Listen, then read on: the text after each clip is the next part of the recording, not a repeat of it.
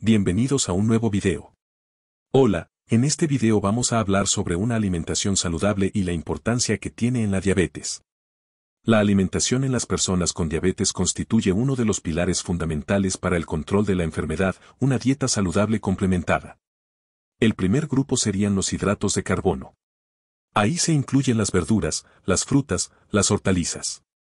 Estos deben ser los hidratos que consumamos en más cantidad y de manera diaria. También tendríamos las legumbres, el pan, la pasta, el arroz y otros cereales con un consumo más limitado y azúcares, bollería o dulces en general, que deben evitarse y consumirse de manera muy excepcional, como ya veremos.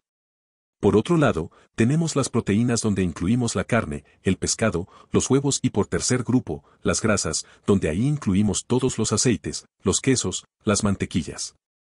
Muchas personas se preguntan, ¿cuál es la dieta ideal para una persona diabético? Pues eso es tan sencillo como que tienen que hacer una dieta saludable con la misma. Recomendaciones para la población general, salvo leves detalles, siempre tenemos que tener en cuenta que la composición y las calorías de la dieta variarán de un individuo a otro, por ello es importante saber el peso, la talla, la edad, su sexo y así como la actividad física que realiza a lo largo del día. Asimismo, todos los grupos de alimentos, los hidratos, las proteínas y las grasas deben aparecer en una dieta equilibrada, ya que no existe ningún alimento que de manera única pueda suplir todas nuestras necesidades nutricionales. Los objetivos de la dieta la diabetes son los siguientes. El primero y más importante es alcanzar unos niveles de azúcar lo más cercanos a la normalidad, siempre teniendo en cuenta que los objetivos que tiene una persona a otros son individualizados. También debemos mantenernos en un peso ideal o por lo menos lo más cercano a ello. Volviendo a los grupos de alimentos, los hidratos de carbono son los que más nos van a influir en los valores de la glucosa en sangre, por lo que es muy importante que los diferenciemos de los otros grupos de alimentos. El incremento de la glucemia después de comer va a depender sobre todo de la cantidad y de la calidad de los hidratos de carbono que tomamos.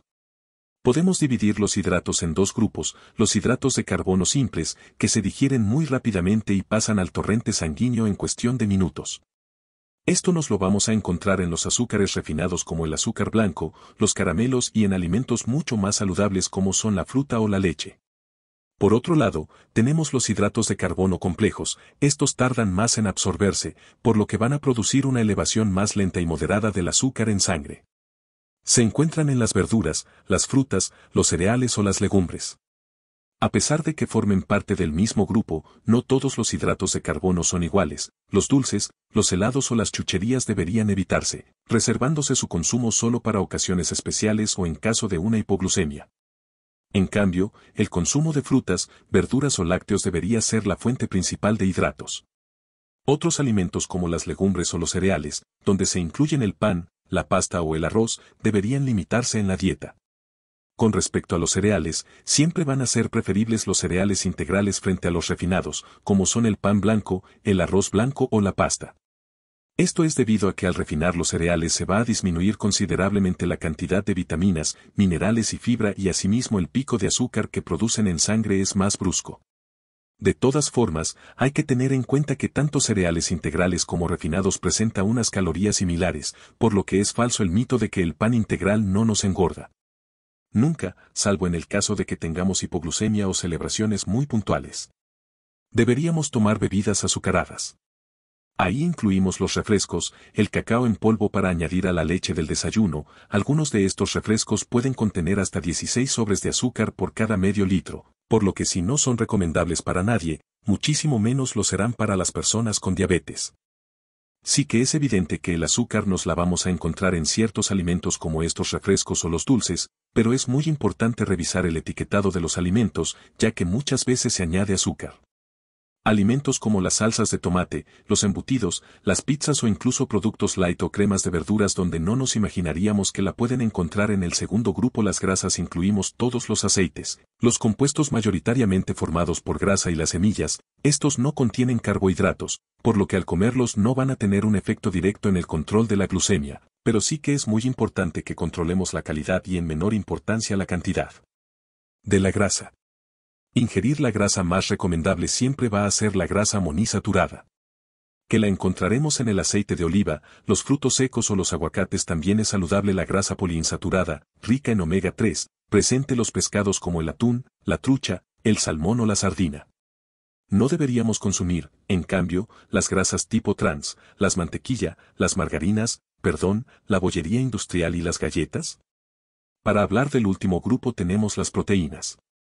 Estas son unas moléculas imprescindibles en la mayoría de los procesos biológicos para el crecimiento celular, para la formación de hormonas y estas deben representar entre el 15 y el 20% de las calorías que ingerimos en la dieta. En este grupo nos vamos a encontrar la carne, el pescado, los lácteos y el huevo y en menor cantidad de proteínas, otros alimentos como pueden ser las legumbres. Si uno de nuestros objetivos es reducir el peso con la dieta, va a ser preferible tomar carne de pollo, pavo o conejo, ya que estas presenta a un menor porcentaje de grasa y es recomendable que el consumo de carnes procesadas como los embutidos se reduzcan al mínimo. Para ir terminando. Con respecto a los alimentos para diabéticos, hay que tener en cuenta que los alimentos para diabéticos son hidratos, al fin y al cabo, por lo que nos van a aumentar la glucemia y además muchos productos siguen conteniendo azúcar y emplean grasas poco recomendables, por lo que realmente el paciente diabético no tiene por qué comprar alimentos para diabéticos. Siempre va a ser más recomendable una dieta saludable, variada y sin alimentos procesados. Los edulcorantes, nos encontramos distintos grupos dentro de los edulcorantes sintéticos, están la sacarina, el aspartamo o el ciclamato.